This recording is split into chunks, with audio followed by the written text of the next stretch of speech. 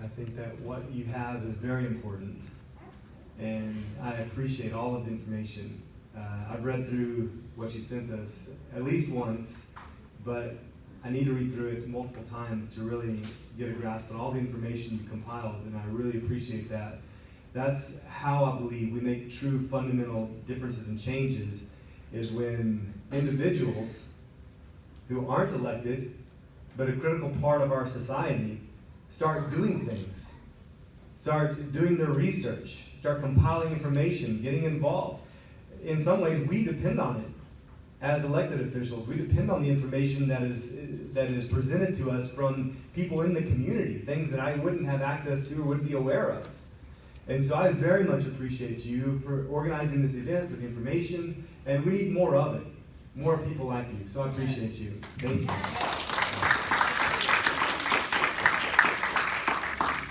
And really, that's essentially what we do and who we are, is we are representatives of the people, the voice of the people.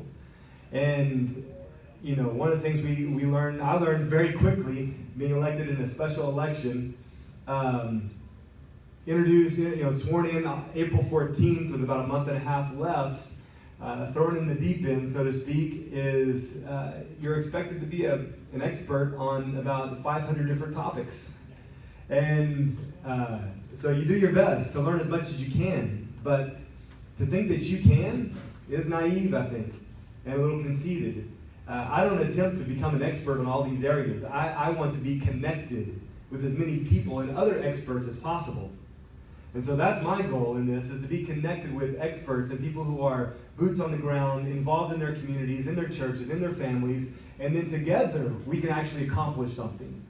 But it's whenever an individual, an elected politician, believes he is the answer to all the world's problems. And if you just come to me, I'll take care of it. Well, that's a problem for both the politician and the people who are coming to him. Is we need fewer people who are dependent on government for the answers. And to know that you actually have answers too. You don't have all of them, neither do I. But collectively, we can figure it out. Especially with the Holy Spirit as our guide, the Bible as our guide, the Constitution as our guide. Yes, yes. And so it's comforting to me to know I don't have to have all the answers. But I'll just bring what I bring. I'll just be who I am and what God called me to be and the thing that burns in my heart. I'll bring that. And then it's really up to you to bring what you got. And together we can accomplish something. So I believe that great things, in spite of all of the negatives we hear and see all around us, there are great things happening in this nation and in Oklahoma. And there is a rise. There's a reason that the last 3 meetings I've been in, town hall type meetings like this one, have been hosted in churches.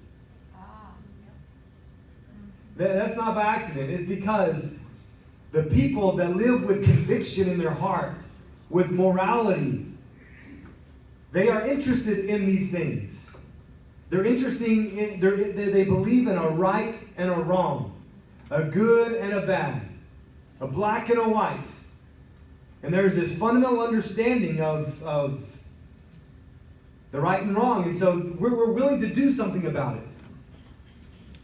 You guys are all welcome to come up if you want to.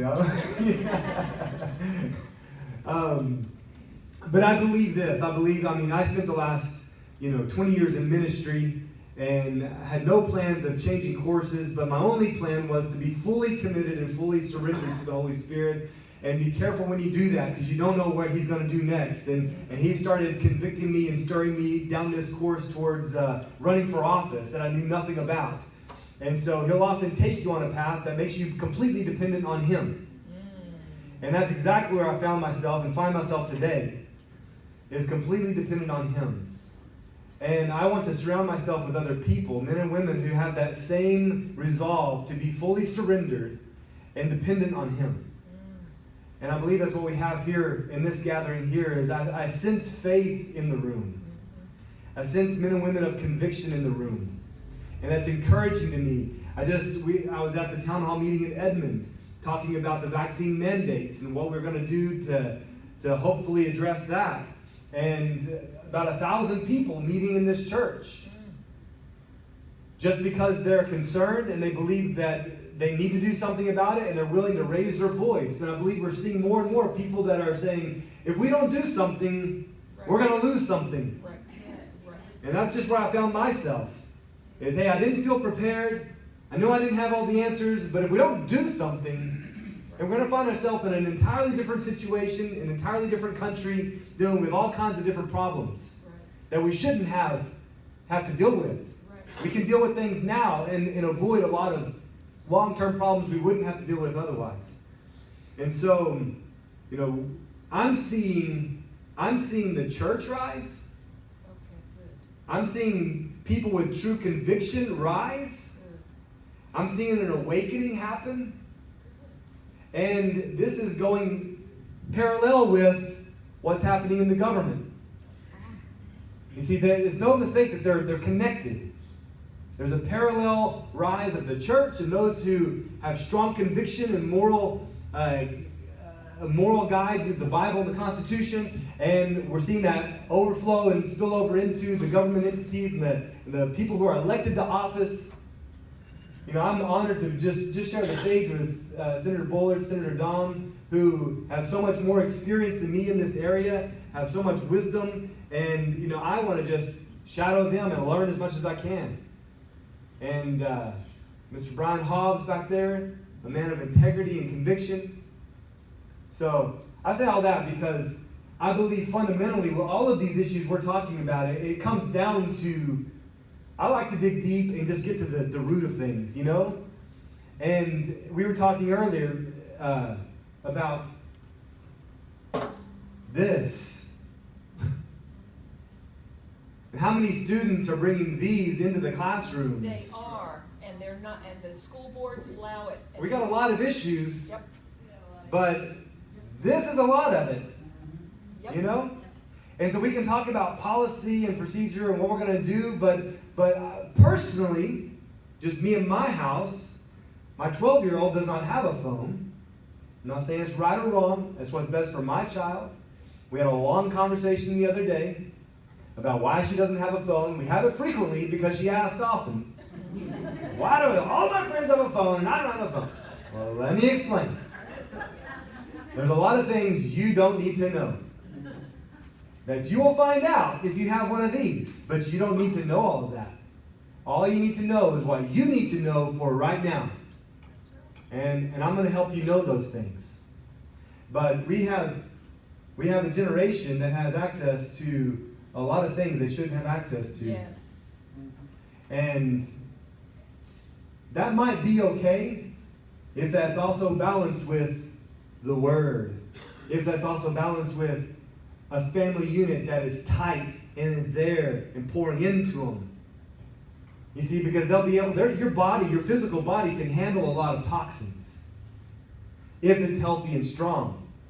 Your body is producing cancer cells today, but your body knows how to kill those cells and get rid of it.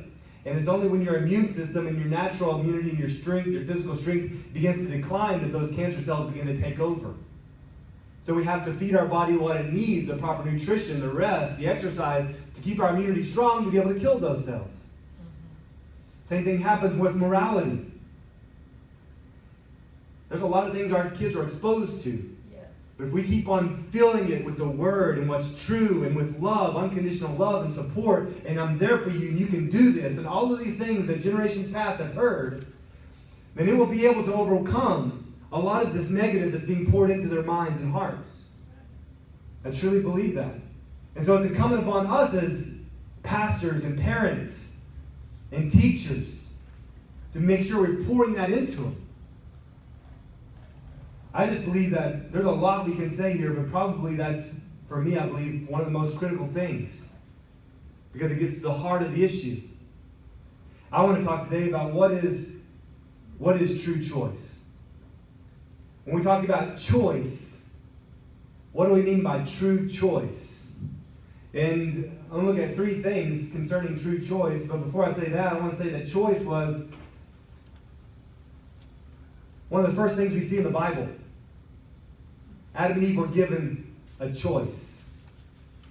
Because without true choice, You cannot have free will, the exercise of your free will. You have no true liberty, no true freedom. You have to have choices, and you have to have free will to make that choice based on what you believe and what's good for you before you can experience freedom. That is freedom. The right and the ability to make a choice. And this is what God gave Adam and Eve. He could have closed the door, kept it airtight, nice, clean, crisp garden, everything they ever needed and wanted. No other alternative. But that's not true freedom. And see, this was God's dilemma. Is if I truly want love, I have to give them freedom. Because love can only be born in freedom. When there's the true choice. And then you say, I could go that way, I could run away, but I'm choosing not to, I'm choosing to stay. That's love. And so we have to ensure, and one of my primary responsibilities as a legislator is to ensure freedom. I want to protect freedom, make sure that gate stays open, that people have opportunities and options and choices. Because I know that only when that opportunity is there and those other choices are there, can freedom reign and can true love reign. My job as a legislator, even as a Christian, is not to legislate Christianity, but it's to legislate freedom. And I believe my God is real, the Bible is true, Jesus is Lord, and if Christians who truly believe that will take the opportunity presented with the freedom, then we'll see God, we'll see a revival in America. It's not the legislator's responsibility to usher in revival. It's the legislator's responsibility to keep the gate open to ensure freedom, where then Christians jump in and preach the gospel, and we'll see revival. That's right. That's how they work together. And so, as a Christian man, that's what I want to do, is I want to preach the gospel, share the love of God.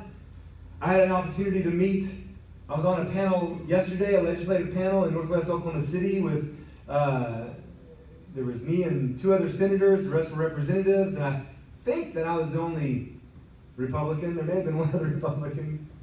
And it was an interesting crowd because, just a couple of nights before, I was talking to the people in Edmond about vaccine mandates, and people were sick and tired of government overreach. They wanted us to step in and preserve freedom and individual liberty. And so you step up and you talk about freedom, and there's a roar. Yes! Individual choice. Yes! And I found myself on this panel, and I said, what's important to me is individual liberty and the right of the parents to choose where their children go to school. It sounded about like that. It was, next. And so it was interesting, the fundamental difference of belief and conviction. That it is not their fundamental belief that there needs to be choice. It's their fundamental belief that this is right and you need it, and I'm going to make sure you get it. Public school system is the only way. There's nothing wrong with it. We need to make it better, pour more money into it, and y'all can go do your private school thing over there, but this is what we need to focus on. And if you have any other opinion, and you're a wild-eyed, right-wing, moonshine-drinking, banjo-picking, conservative. And so, what's interesting is that I don't believe the majority. I believe the majority are people like you and I. But it's going to take us getting fired up and activated. With the fundamental belief that we can and we should. And if we don't, we're going to lose it. I was just raised by a dad that he was he's raised on a cotton farm, and then he did a lot of different things. He's an entrepreneur, but he was a roughneck on the oil field. And I remember him telling this story, and it gave me insight into who he was and how he raised me, and why he raised me that way. Because he was out on an ice-cold, rainy day in the dark, of course, all those things, on top of an oil derrick, and his foreman came to him and said, "We need to unscrew those bolts. I want you to get those bolts unscrewed." And he walked away. And so he said, "I got my pipe wrench, and I went to town working on it. I could not get these things to turn." And he said, it's probably a couple hours, and my foreman came back and said, "Jake, did you get those nuts off?" And he said, I can't get them off." And he said, "You can't get them off. You can't get them off. He said, I'll chew them off, but I'll get them off. That's not an option. We can't throw our hands up and say, oh, I can't. And so that's how he raised me, is don't come to me telling me you can't. Come to me telling me how creative you had to get the job done, but don't come to me until the job is done. And this is just kind of the fight that we need again in America. It's what we need in our children. You know, my daughter, we walked down to the park the other day, and she's on the monkey bars, and she's like hanging on, and she starts calling, Dad, help me. And I'm like, you can do it. My wife's like, go help her. I'm not going to run to her every time she starts crying. She's going to figure it out. I knew she was safe and everything like that, so I'm watching her. And, you know, she pulled herself up. So I'm teaching my daughters to be strong and independent, to learn who they are and what they can do. We need to teach our children this again. We need to be that kind of people again. I believe the factors for choice, what does true choice look like? Choice was present in the garden, one of the most fundamental first things that had to be present for freedom to exist, for liberty to exist, and ultimately love to flourish. I believe you have to have opportunity, ability, and understanding. Opportunity, ability, and understanding. The opportunity are the choices themselves. In our school system, I believe that the objective is twofold. We need to make corrections in the public school system. We need to make fundamental corrections. We need to look at funding. We need to look at districting. We did some amazing things. I was a part of just a few of them, but the open transfer was one of them, where they were able to change districts if there was enough openings and enough availability in that district, and the parents said the district we're in is not doing it, so we're going to be able to go over here. So again, freedom. We're just opening up the avenues of freedom. And then the Oklahoma Opportunity Scholarship Fund, I think, was incredible. We're opening up more funding. And so you have to have options out there. I believe fully in school choice and parental choice. But it's not just about providing the choice. You also have to help with the ability to make that choice a realistic choice. The funding has to follow the child. The money should go to the children, to the parents, for them to be able to take that child to that location. And so I believe that we need the opportunity, the choices, and then we need the ability. And that's, I believe, twofold there. I believe that it comes with the ability that the government provides, but that is limited because we don't want too much government. I also want to, like I said, I want to encourage, there's something that comes with faith in this fundamental understanding of God. See, socialism makes perfect sense when God is not in the picture. Because when God is my source and He's giving me everything I need, I don't need the government. Right. But when you eliminate God, suddenly fear takes over. We saw rampant fear last year. Why? Yes. Why? I believe in a God that, He walked up to the leper, not afraid of getting leprosy, but expecting the leper to be healed. And so I'm not walking in fear of a virus or anything else. So when God is absent, then fear fills the void, and then you reach out to the next highest power, which is government. And that's why socialism and communism, all that makes sense. And that's why in order to institute those things, they must first eliminate God and people of faith. That has to be the first step. Because only when you eliminate God and the people of faith will fear fill the void, and then government can come to the rescue. Yes. And so we have to return to faith and understanding of who we are and the rights that God gave us. We understand government did not give us rights. God gave us those rights, and government is there to help protect it. And if government fails their job, we'll ensure we protect our own rights, and we'll replace the government with one that will help us. Yes. But we understand God gave us our rights, and God gave us a fundamental ability to succeed. You think a farmer out there? My grandpa out in Big Spring, Texas, he farmed. He started off with 4 mules. He grew to 8 mules. Then he sold them all and bought a tractor. Then he sold that tractor and bought a bigger tractor. He sold it, bought 2 tractors, and started farming 640 acres. He's one of the biggest farmers down there in the Big Spring, Ackley area. And, you know, I have that history of hard work, dedication, faith. And he wasn't worried about how the government's going to help him. He just is going to go out and plant his seed. He's going to plant his seed. He's going to do his job every single day. Trust God for the growth. If it doesn't work, we're going to figure something else out. And so I believe having that faith rooted in you gives you that understanding of your ability. You have an ability to succeed. And, you know, we have a lot of people that will sit in the slums with their hands in the mud and just die. They'll just sit there and die because nobody comes and helps them up, when all they got to do is stand up. And so that needs to be the message, is you can, and God will give you strength, and He's here to help you, and I'll come alongside you too, and I'll help you too.